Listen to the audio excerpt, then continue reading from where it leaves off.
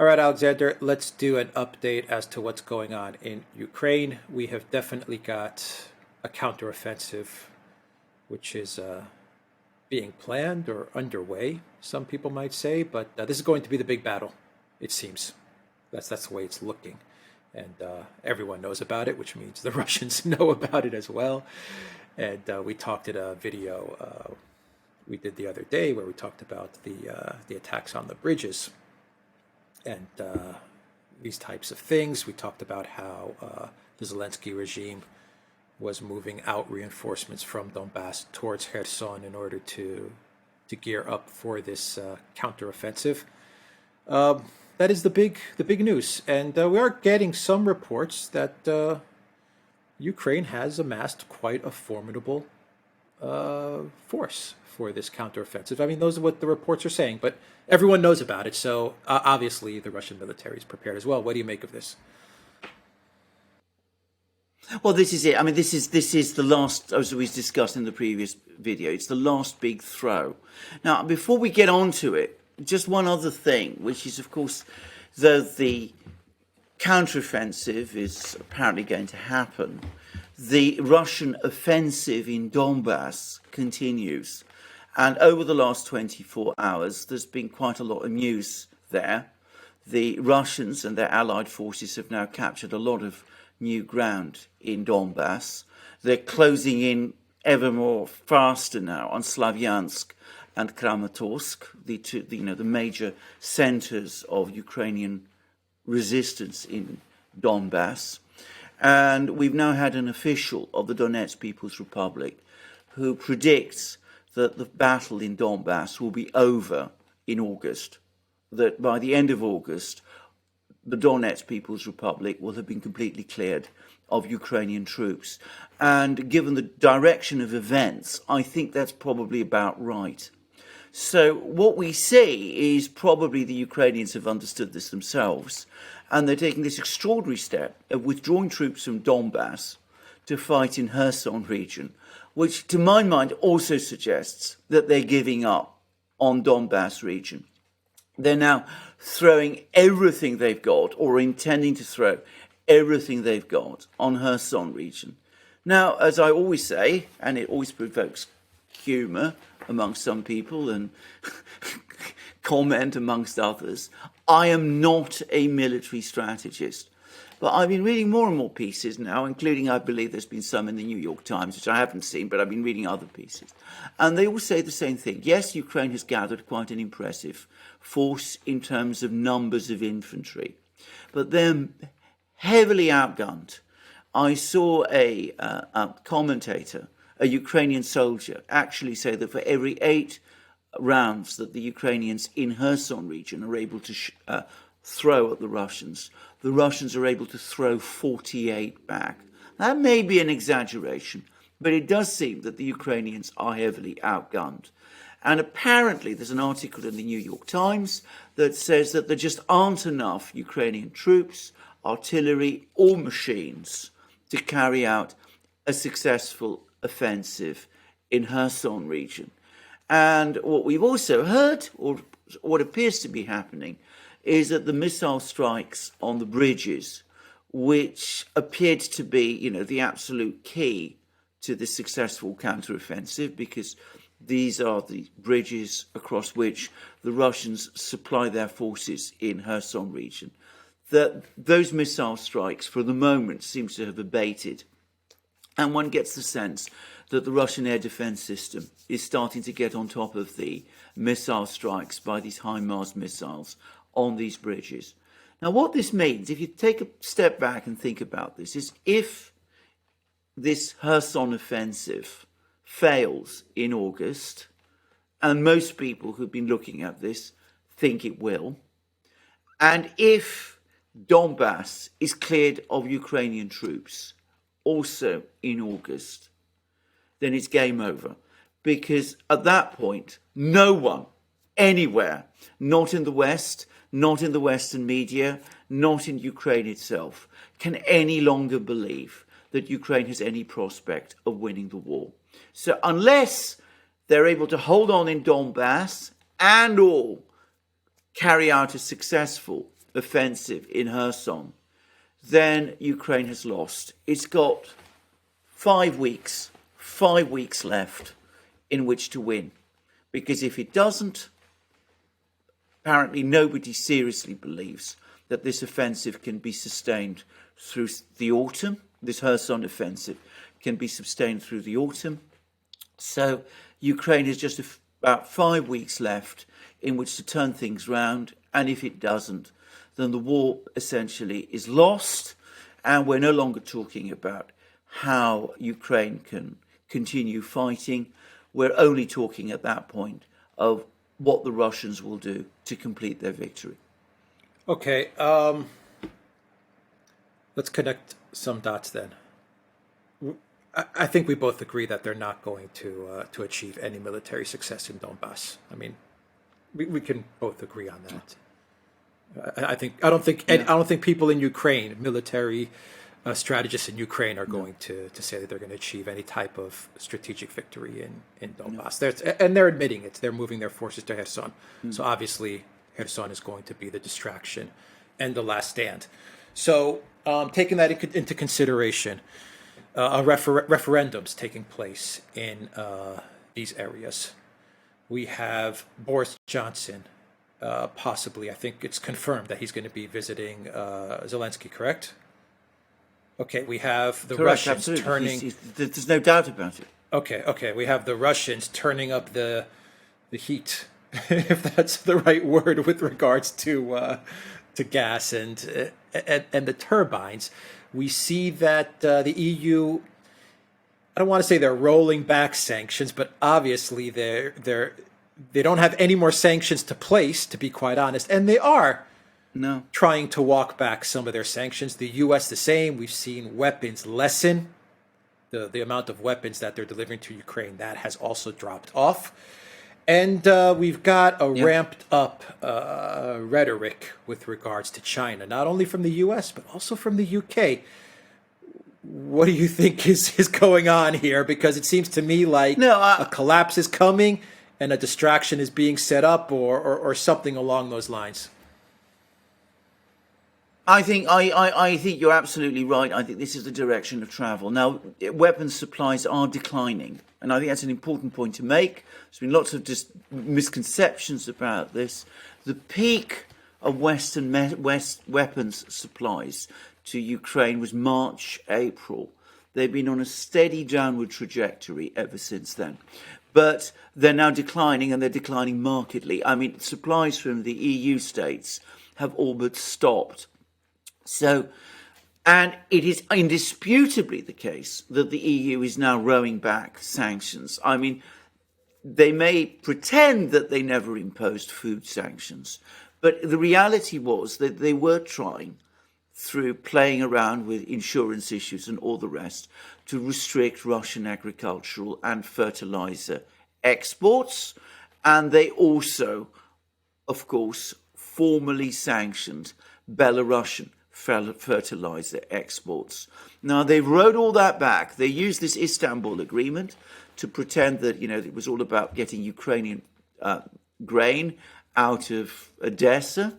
The real thing that they've been forced to do is they've been forced to greenlight Russian exports of food and fertilizer. And, of course, be under no doubt about this, the Russians will be exporting on Belarus's behalf Belarusian fertilizer. And who's going to be able to tell the difference, whether it's Russian or Belarusian? So, I mean, the EU has actually rowed back, eased its sanctions very significantly. The Russians have them over a pipeline where gas is concerned. They're arguing now about what they can do over gas.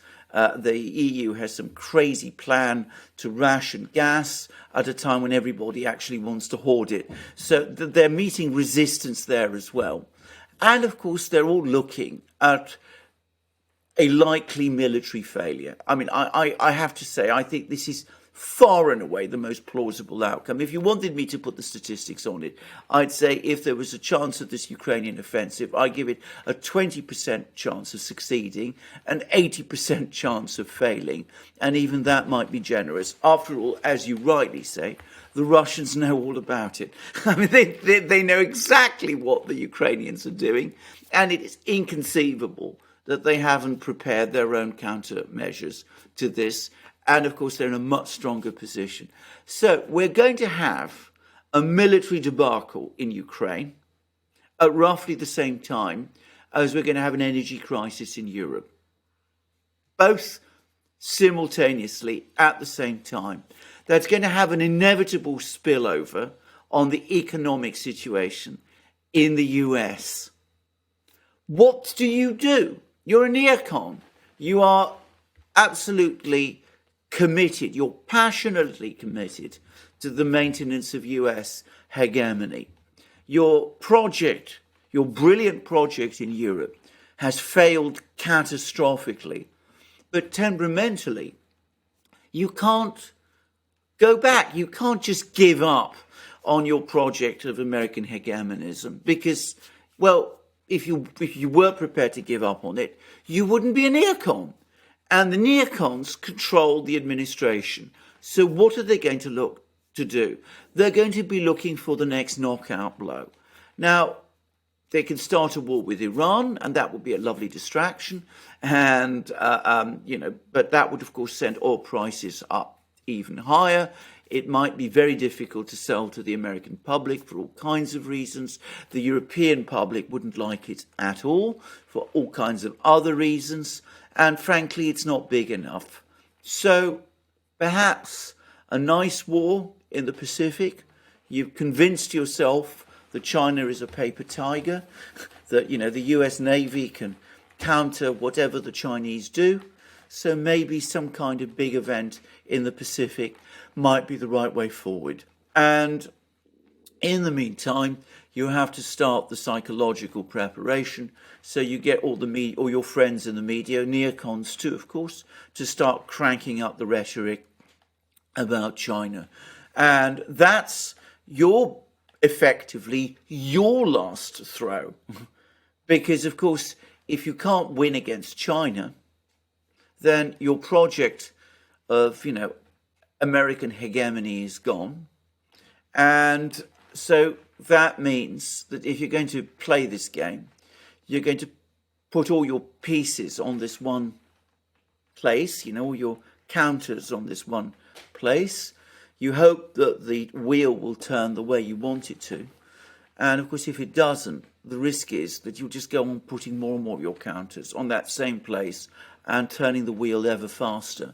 And you might get more and more reckless because, as I said before, if you are a neocon, you can't give up on your project of American hegemonism, because if you did, you wouldn't be a neocon anymore. Yeah, and China's going to absolutely this China distraction is going to fail because you're not going to have Europe with you. That's a given. Europe is going to be in a state of collapse. The EU is going to be in a state of collapse. They're not going to be with you. You're essentially going at China with the UK, possibly Australia, most likely Australia and New Zealand. That's going to pretty much be your team that you're going to be going up against China with. And, the sanctions are not going to, you're not going to get these shock and awe sanctions either against China. So, I mean, this is doomed to fail from the get-go. But they're gonna give it a shot is what I'm thinking, or at least they're gonna drive up the tensions to a point where they can distract from the Ukraine collapse, because at the end of the day, the last thing they want are the media optics of another Afghanistan as the U.S. heads into midterms in November. They don't want these optics at all, so they're going to try to figure out a way to either ratchet it up to a level where you get a good distraction and then you have the fear that it can get away from you, or you actually go for it and you go for that knockout blow.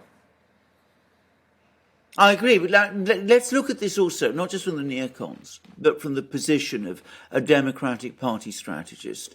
I mean, you see that a lot of Republicans are unhappy about this war with Ukraine. A lot of Republicans think that Russia isn't really that important or that dangerous. They're focused on China instead. So, Ukraine is failing. How do you re-energize your supporters in the US? And how do you peel back some Republicans? You create a crisis with China. Republicans don't like China. Many Republicans don't like China. You might be able to solidify your support that way. You can say that Xi Jinping, the evil dictator in Beijing, the man who's out to oust the US from its rightful position as world number one, he's up to no good over Taiwan, and we must resist him. And one can see, even if you're not a neocon, even if you're a Democratic Party strategist, but you're an utterly corrupt, cynical person, you don't really have an ounce of principle to yourself, you're only thinking about the Democratic Party's electoral advantages. You have a debacle in Ukraine you need to distract attention from. You have a crisis in the economy. So who is the enemy that everybody is agreed is the enemy? It's China. So you go after them, and that helps you get through the midterms. Yeah. Okay. So let's turn back to Ukraine real quick. Why do you think Boris Johnson is going to see Zelensky? I mean, jokes aside, because there's definitely a lot of material that we have to work with as far as joking around about Boris Johnson visiting Zelensky for the third time. Why do you think he's going there? And what do you make? I want to revisit the firing and then the walking back and calling it a suspension of Zelensky's childhood friend, campaign manager, Banakov of the SPU. I believe his name is Banakov, because they were also business partners, according to the, I believe, is it the Pandora Papers or the Panama Papers? I always get those confused. They're two different. They're two different sets. Yeah. But they were business partners too, and there's a lot of money kind of slushing around in these guys' various companies, all of which is being held together by Zelensky's wife, who's also in the U.S. And there's a lot of stuff there. But what do you make of all of this? Because there has to be something to this Boris Johnson trip. I mean, is he trying to bail Zelensky out? Is he passing some information off to Zelensky? Is he giving him his exit ramps? What do you think may be happening here? I think at one level, there is a kind of psychological need. I mean, Boris has become obsessed with Ukraine. He sees this as the great cause of his premiership. He has destroyed his premiership, in my opinion, over Ukraine. I mean, there have been other problems that have built up, but the thing that was the final straw was that he gave all that time to Ukraine. He lost track of what was going on in Britain, and of course the economic crisis sunk him. But so there is a psychological need for Johnson to go to Ukraine, but there is something else as well, and perhaps even more important than asking why is Johnson going to Ukraine is the question of why is Liz Truss almost certain to become our next Prime Minister, even though pretty much everybody accepts that she's hopelessly unqualified for the job. The reason is very simple. The British political elite, the political class in Britain, remain determined to continue supporting this war in Ukraine. So the Prime Minister, who is still Boris Johnson, is going to Ukraine. Do you reassure Ukrainians that, look, the Europeans may be wobbling, the Americans may be distracted, you may be getting fewer arms, you may be getting less support, but we remain 100% behind you, and you must continue the war, and we will pull every stop, we will do everything we can to make sure that you get supported, and of course, if there's anything particularly happens to you, Zelensky, well, we're sending Boris over. He's able to discuss all of this to you one-to-one without you speak English. So they can speak one-to-one. You can speak one-to-one. You don't have to If you need a bolt hole, we can arrange it. We can provide you with where you can go. We don't want to discuss this over the phone, obviously, because if we do, the Russians may be listening in. But we can do it. We can discuss it with you one-to-one, and we can help you to escape if that's what you need to do if things go disastrously wrong at the end of this summer. So I think that's the reason he's going there. You see, the British political class is incapable of giving up on its Ukraine venture. They're now so invested in it, they can't row back. And Johnson is going there partly for personal reasons, because he has this emotional bond with Ukraine and with Zelensky personally, but ultimately he's going, and Liz Truss is being elected because the British want to show that they're continuing to support Ukraine. They want Zelensky to continue to take this hard line, and they're reassuring Zelensky, probably in private, that if anything does go wrong, they will look after him. Do you have any more thoughts about the firing of, and then the walking back of the Yeah, let's talk about this. The SBU guy? I mean, this is... So something tells me real this is quick. such a- So something tells me that this is about business. I don't know. My gut is telling me that when you see fights like this between childhood friends, supposedly it's a fight between childhood friends. I mean, if Zelensky's firing him and something like that is going on, some money is in the way. And there's an NPR article. An NPR article actually pointed out to Zelensky's corruption with these companies, along with Bakanov and all of these characters in his TV show, who are all like shareholders and directors.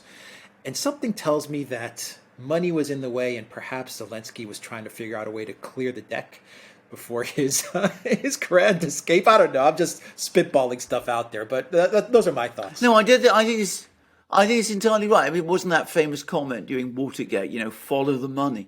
It's always a good, trail to follow. Follow the money. Where does it lead?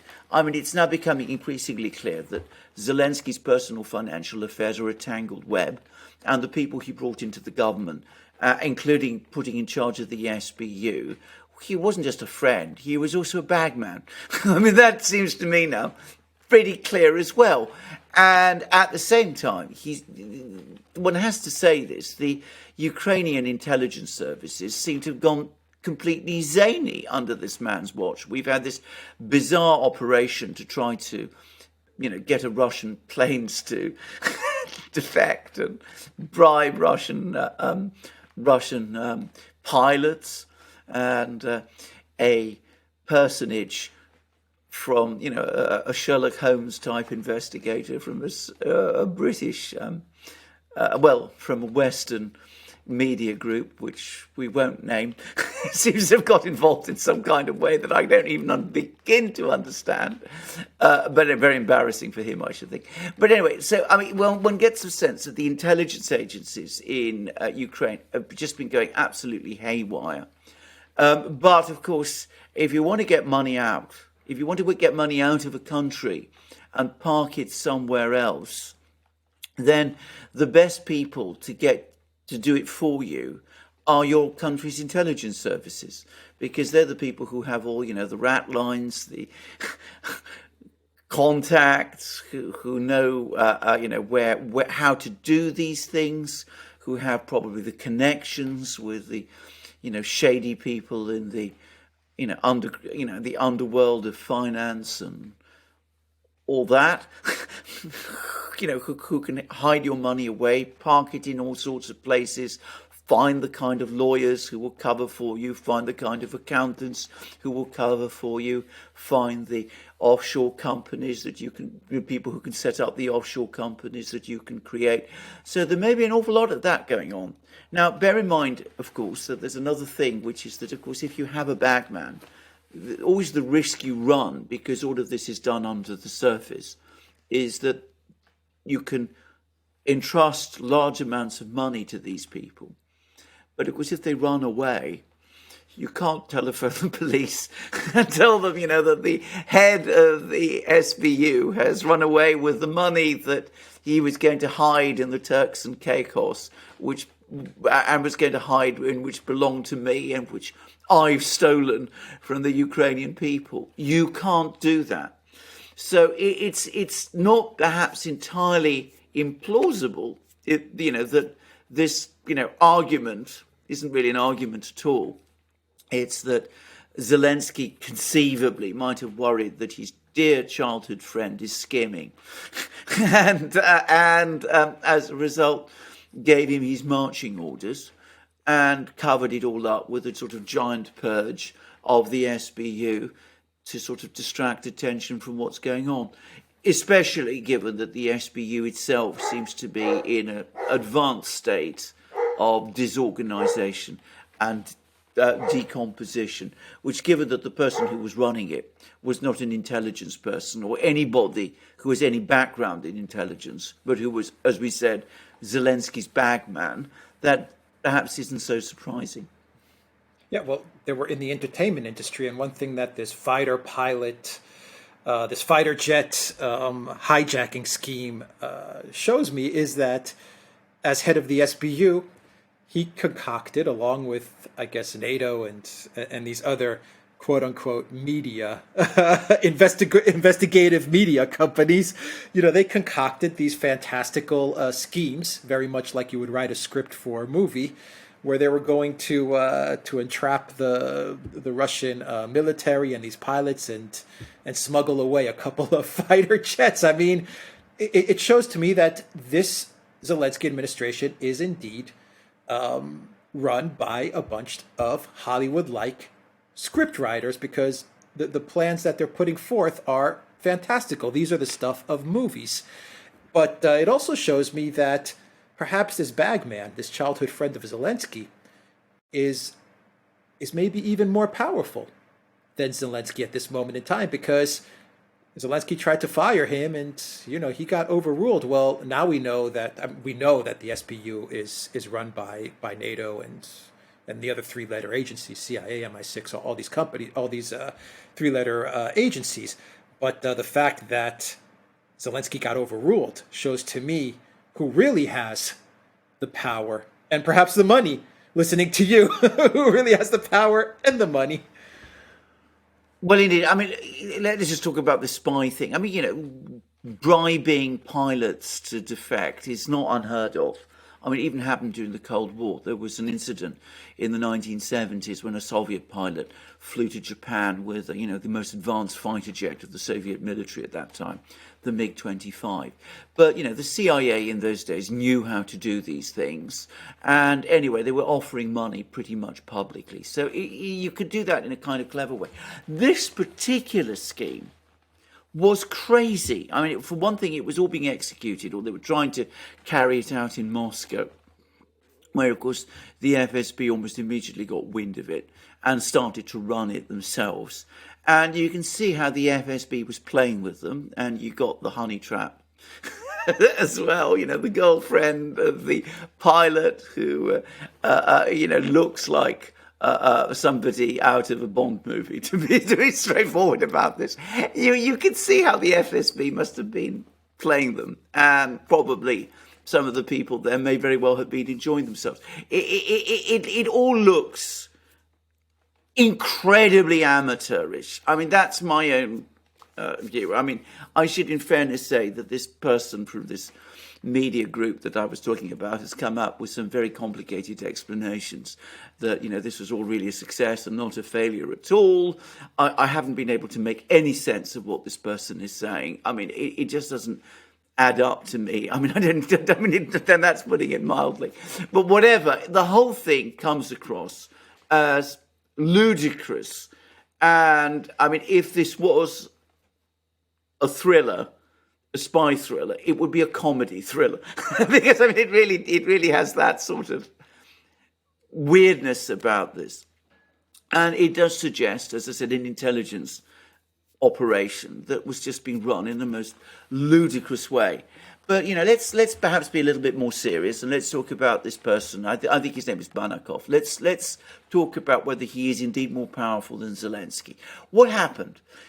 Firstly, we have the announcement that he's been sacked. Then there's the announcement that he's only been suspended.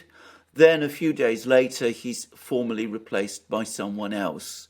Now, that looks to me, I have to say this, as if there's been some kind of deal done. In other words, Zelensky tried to sack him. Someone, perhaps Banakov, if that's his real name, if that is his name, or someone in NATO objected. There had to be a negotiation. And where there's a negotiation, that looks to me like some kind of payoff. And perhaps Banakov has all kinds of secrets or information that he was saying that he might provide, not perhaps about, state secrets, but about Zelensky's own doings. And something had to be done to, stop his mouth with gold, perhaps. Who's to say? So that seems to me a possible explanation for all of this. All right. My own overall sense of it, though, just to say, is that it does look increasingly to me as if what the underlying story is that Zelensky has lost control of the intelligence services, that the person who's been put in charge in replacement of this man is somebody whose loyalties were to the former president, to Poroshenko, not to Zelensky himself anymore. Oh, yeah, he's lost. He's losing control on all fronts, it seems. All right, we'll leave it there. TheDuran.locals.com. Look for us on Rumble, ODYSEE, BitChute, and check us out on Telegram as well. And the Duran shop, 10% off. Use the code. Good day. Take care.